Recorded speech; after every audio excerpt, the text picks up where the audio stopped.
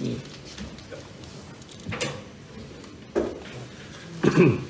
Dah lama tak masuk meeting, tak tahu nak tekan.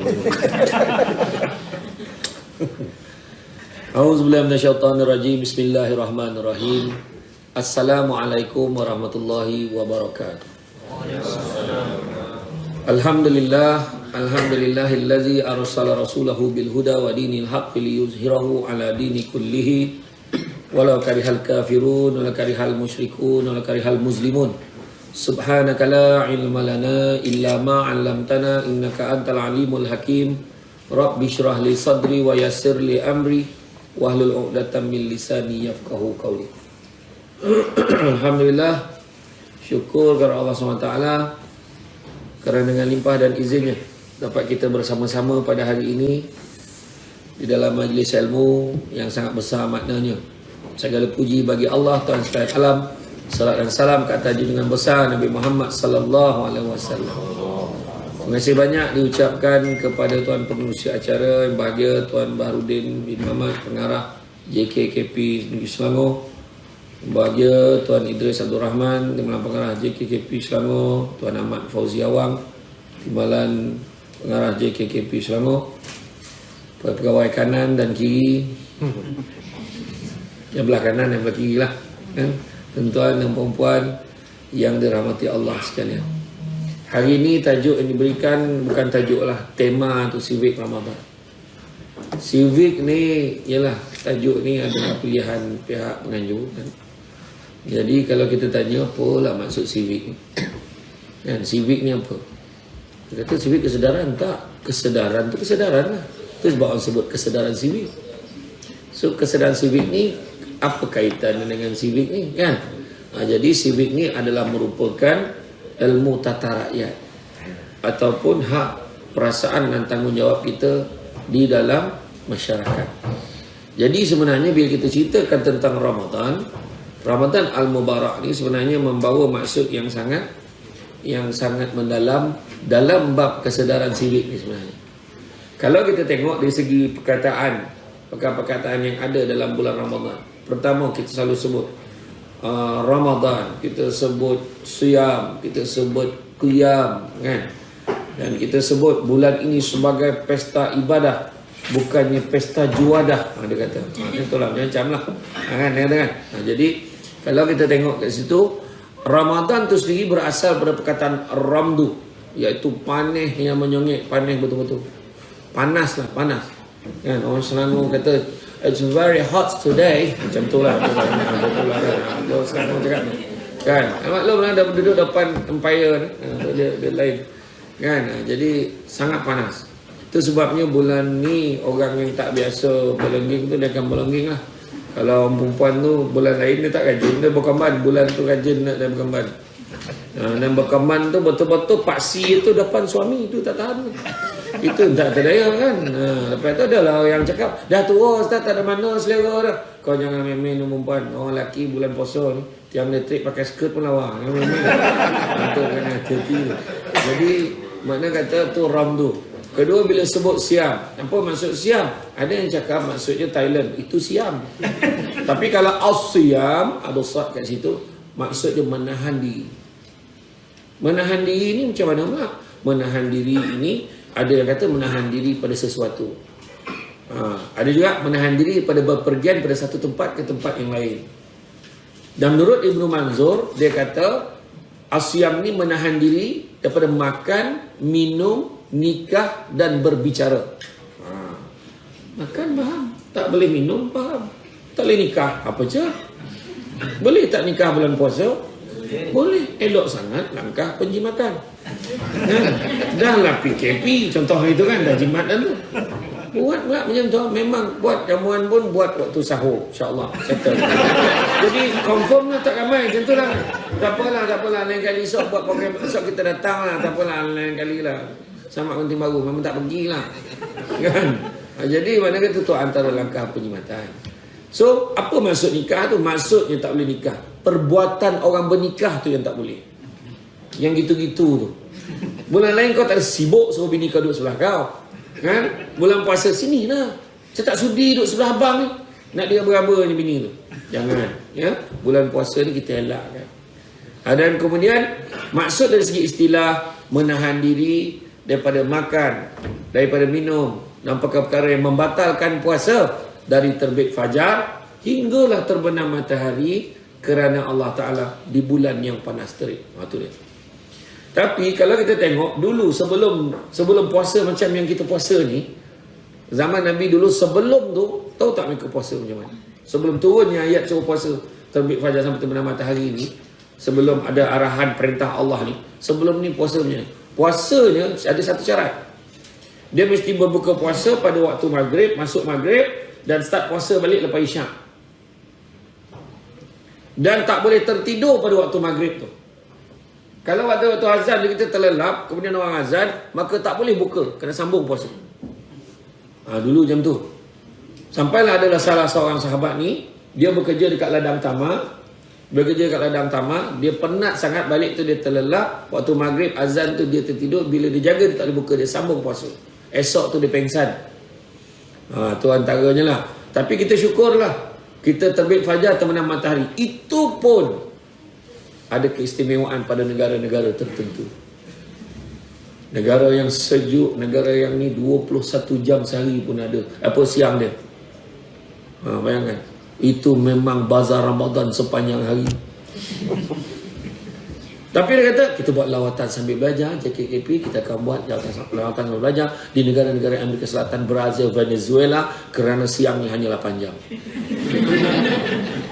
Itu baru buka table. Nak bazar Ramadan, nak buka.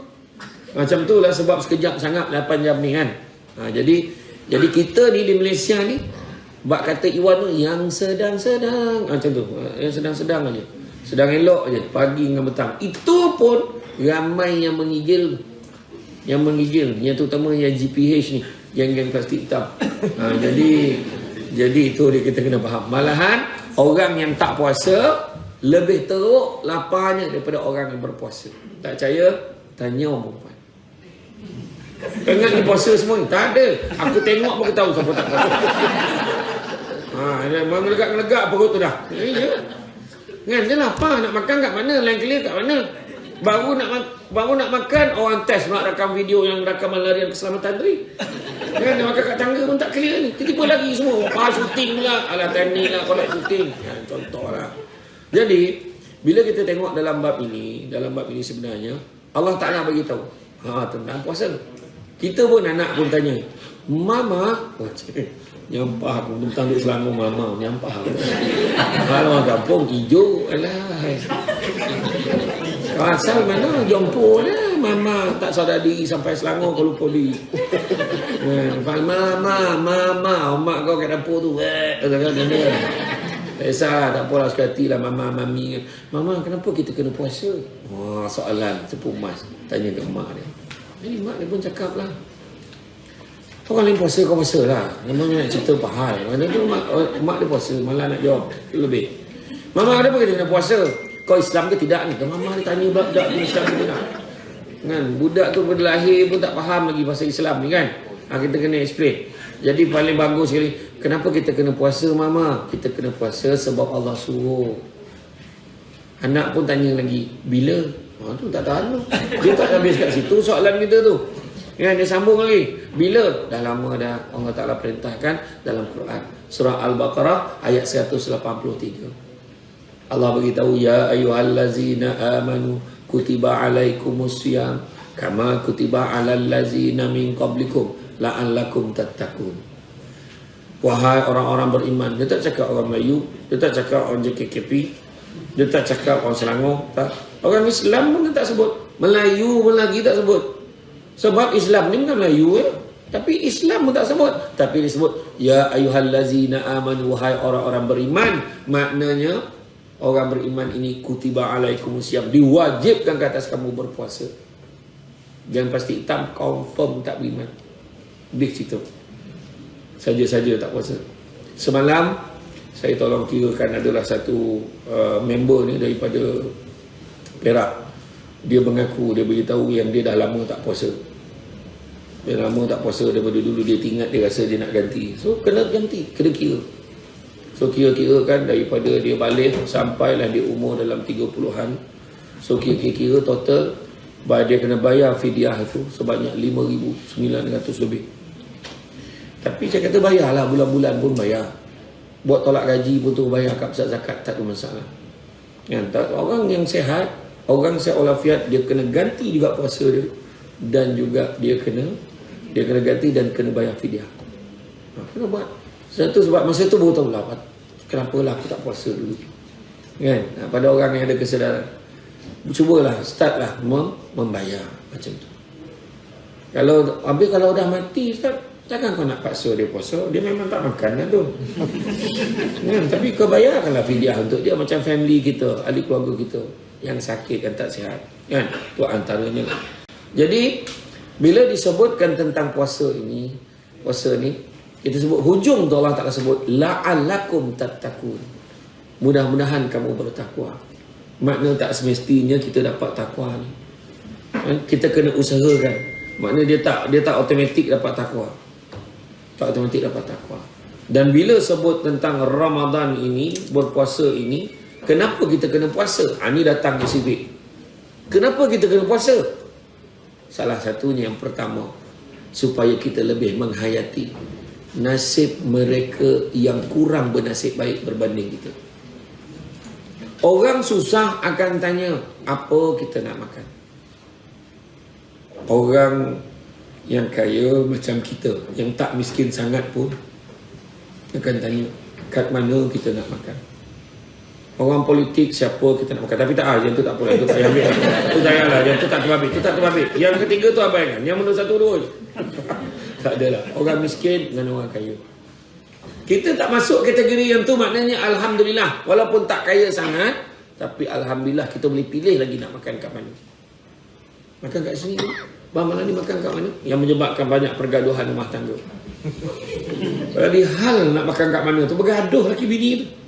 Suami dah nak ajak makan luar, kau decide je lah. Apa masalahnya? Malam ni kita buka puasa kat luar. Kat mana? Tanya pula lagi. Cari lah mana-mana. Kan?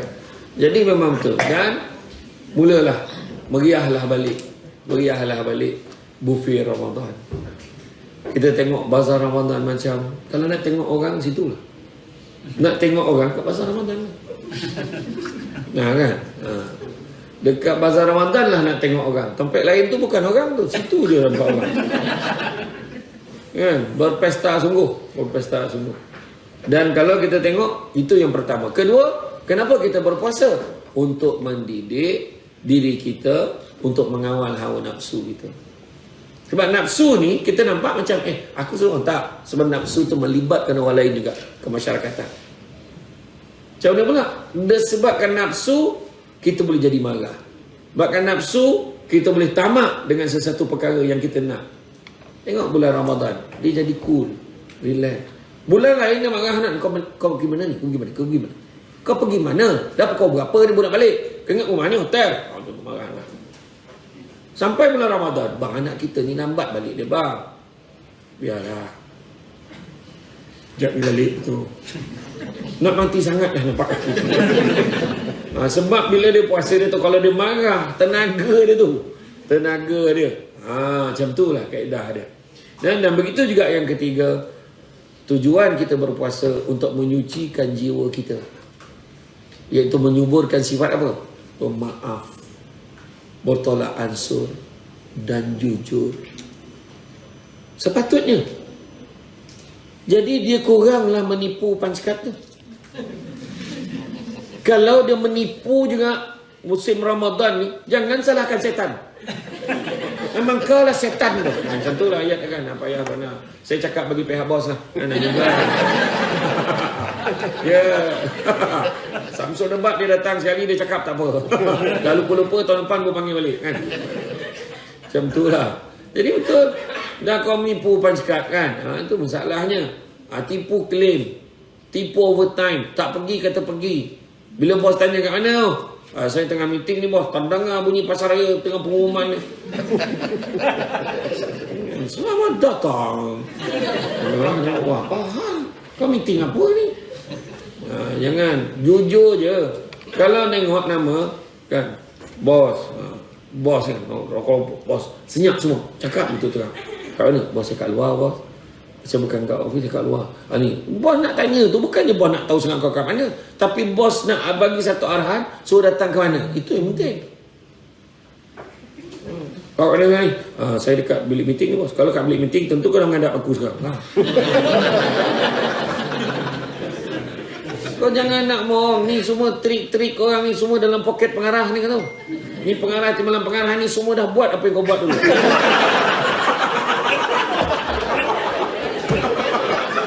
Asal betul tak ada.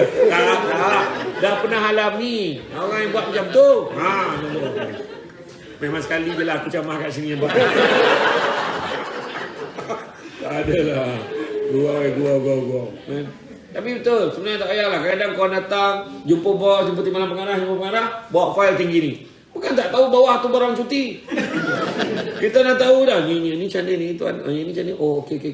Ni macam mana? Lepas tu sampai yang last. Oh, ya Allah, boleh saya ingat lah tuan. Dia tahu dah. Aku jadi pengarah dulu tahu. Lagi satu lagi. Korang kalau nak jumpa dengan Tuan Barudin ni, korang takkan masuk terus jumpa dia. Kau jumpa bilik Wahyu dulu. Jumpa PA dia dulu. Bos okey tak ni? Tengah mood dia. Besok datang, besok. Dia tengah mengamuk atau kau minta apa pun tak dapat ini. Betul tak betul? Mengaku kan, tu tuan kena tahu. Sebenarnya jumpa bos ni sebab aku dulu macam tu. Jadi pengarah tu lah, budak ni tengok ramai macam bawa file, tengok semua terus apa. Tak jadi pun semalam bos nampak macam angin tu datang hari ni. Kau datang semalam mana tu boleh kurangkan mood kita. Kurang turunkan sikit kuah marah tu. Jumpa je lah. Takut sangat. Ya?